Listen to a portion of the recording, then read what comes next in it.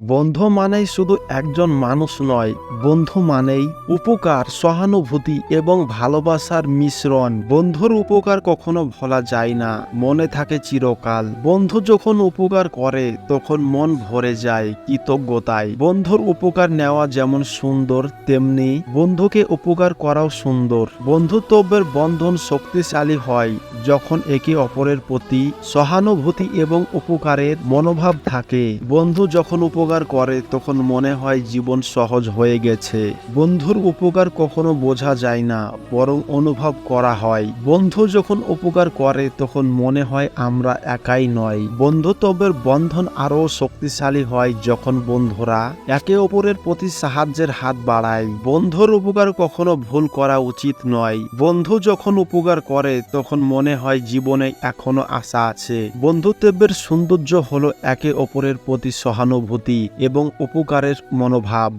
বন্ধুর উপকার কখনো অস্বীকার করা উচিত নয়। বন্ধু যখন উপকার করে তখন মনে হয় জীবন সুন্দর। বন্ধুত্বের বন্ধন আরও মজবুত হয় যখন বন্ধুরা একে অপরের প্রতি বিশ্বাস করে এবং সাহায্য করে। বন্ধুর উপকার কখনো ভুলে যাওয়া উচিত নয়, বরং মনে রাখা উচিত। বন্ধু যখন উপকার করে তখন মনে হয় আমরা সৌভাগ্যবান। বন্ধুত্বের বন্ধন আরও শক্তিশালী হয় যখন বন্ধুরা একে অপরের প্রতি শ্রদ্ধাশীল হয়। বন্ধুর উপকার কখনো অপমান করা উচিত নয়। বন্ধু যখন উপকার করে তখন মনে হয় জীবনে আনন্দ আছে। কোনো কাজ যদি ভুল হয়ে যায়, আমরা সবার আগে যা করি তা হলো অজুহাত দেওয়া, অর্থাৎ কিভাবে অন্য কোনো ব্যক্তি, বস্তু বা ঘটনার উপর আমাদের ভুলের দায়টা চাপিয়ে দেওয়া যায়। এই প্রবণতা বর্জন করতে হবে। অজুহাত দেওয়ার পরিবর্তে আমাদেরকে নিজেদের ভুলগুলো স্বীকার করে নিতে হবে, সেগুলো থেকে শিক্ষা নিতে হবে।